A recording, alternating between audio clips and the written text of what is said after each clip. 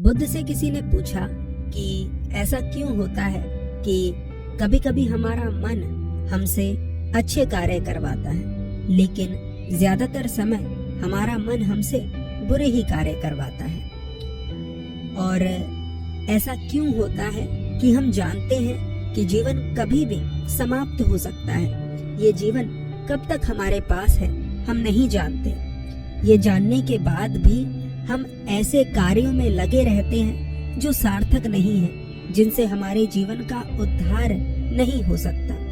ये जानते हुए भी हम अपना समय क्यों गवा रहे हैं? क्या कोई ऐसा तरीका है जिसे अपनाकर कोई व्यक्ति स्वयं को जानने की ओर बढ़ सके?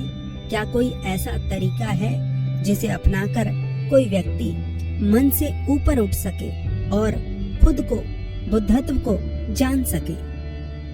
बुद्ध बड़ा सुंदर उत्तर देते हैं। बुद्ध कहते हैं, मन का स्वभाव है मनुष्य को उस तरफ ले जाना जिस तरफ उसे आनंद नजर आता है। जैसे सूरज का स्वभाव है गर्मी देना, अब चाहे सर्दी हो या गर्मी, लेकिन उससे हमें गर्मी ही मिलती है, ताप ही मिलता है। इसी प्रकार मन भी हमें उस तरफ ही ले जाता है जिस तरफ उसे आनंद नजर आता है।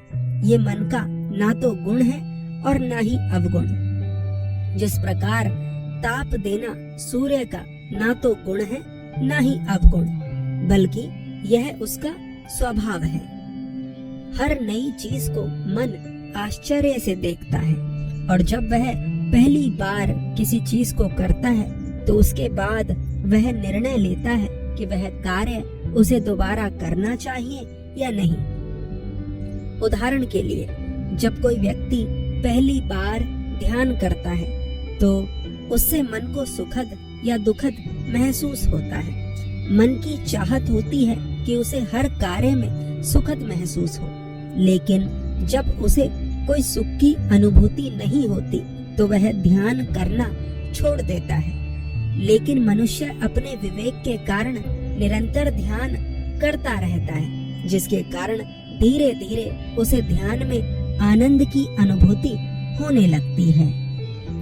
अब समझो कि कैसे कोई व्यक्ति स्वयं के उद्धार के मार्ग पर, सद्धर्म के मार्ग पर, स्वयं को जानने के मार्ग पर आगे बढ़ सकता है। सबसे पहले व्यक्ति को इन प्रश्नों के उत्तर पूरी ईमानदारी से खोजने चाहिए। जैसे कि मेरा जीवन है क्या? एक समय पर मैं नहीं था, एक समय पर मैं नहीं रहूंगा। अभी चल क्या रहा है? किसी से ईर्ष्या, किसी से प्रेम, किसी से लड़ाई, किसी से शत्रुता हो क्या रहा है? ये सब क्या घटित हो रहा है और कौन इसे घटित कर रहा है? कौन है जो इस सब को चला रहा है? समय पर सूर्योदय होता है, बादल आसमान में उड़ते रहते हैं। बहुत सारी ऐसी बातें जो हम देख रहे हैं जिनके पीछे का उत्तर हमें नहीं पता। उन प्रश्नों के उत्तरों को पूरी ईमानदारी से खोजने का प्रयास करना। मैं कौन हूँ?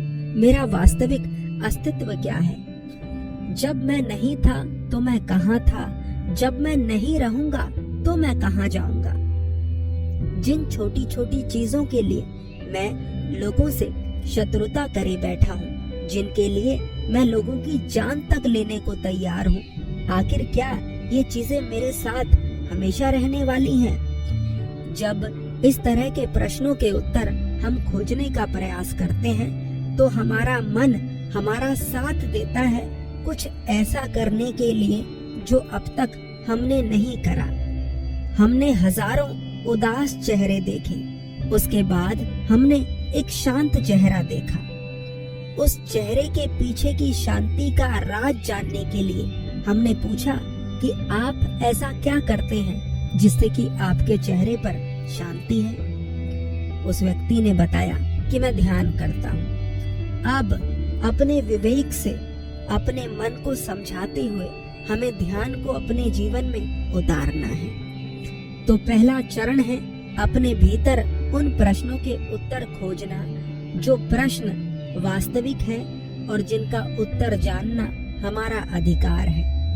जब हम इन प्रश्नों के उत्तर जानेंगे तो हम दूसरे चरण में स्वाभाविक रूप से ही पहुंच जाएंगे। दूसरा चरण है वैराग्य। जब हम देखेंगे कि कुछ भी हमेशा नहीं रहने वाला है, सब कुछ कुछ क्षण के लिए आया है और उसके बाद यह समाप्त हो जाएगी। जब हम इस वास्तविकता को देखेंगे तो हम वैराग्य में पड़ जाएंगे और यही वैराग्य हमें तीसरे चरण तक लेकर जाएगा।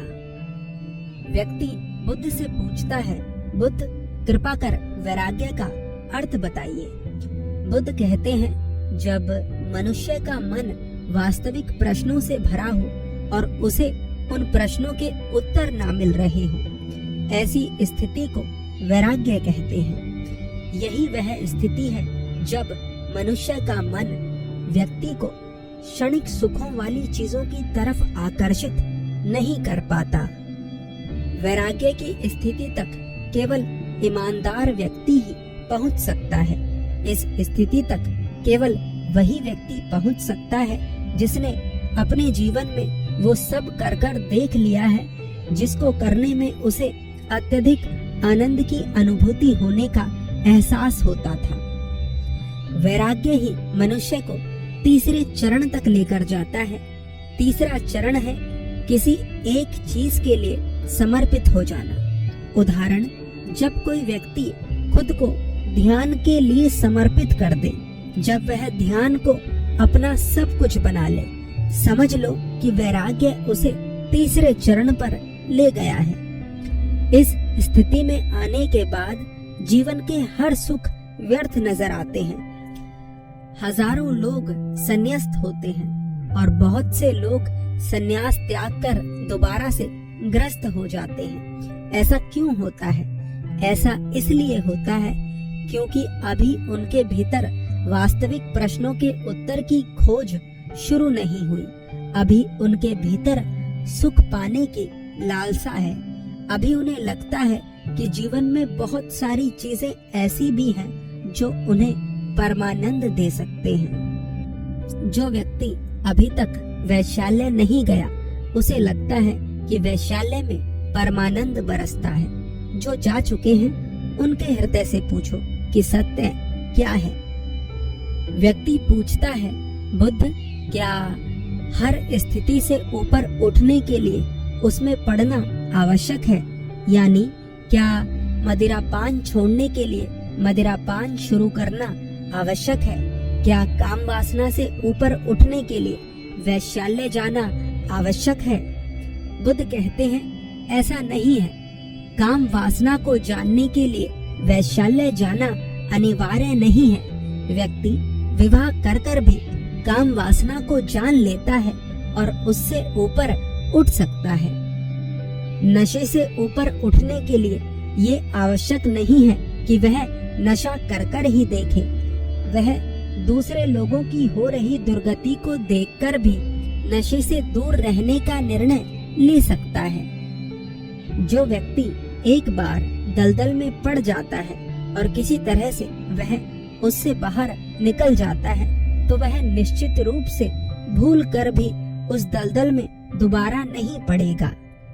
लेकिन अगर कोई कहे कि मुझे दलदल से बाहर निकलने का अनुभव करना है और वह जानबूझकर दलदल में पड़ जाए, तो ऐसे व्यक्ति को मूर्ख कहते हैं। अगर तुम्हें पता लग गया है कि यह दलदल है, तो इसमें पड़ना ही क्यों है? तुम दूसरे लोगों को देखकर भी तो सीख सकते हो। और अगर ऐसा है कि तुम दलदल में फंसे ही हुए हो, तो इससे निकलने का प्रयास करो और उसके बाद यह निश्चय करो कि अब इस दलदल में दोबारा से नहीं गिरना है। अब हमें अपने उद्धार की तरफ बढ़ना है। उस व्यक्ति को अपने प्रश्नों के उत्तर मिल जाते हैं और मुझे पूरा विश्वास है कि आप लोगों को भी आपके प्रश्नों के उत्तर मिल गए हैं। अगर अभी भी आपके मन में कोई प्रश्न है तो आप कमेंट कर पूछ सकते हैं। धन्यवाद।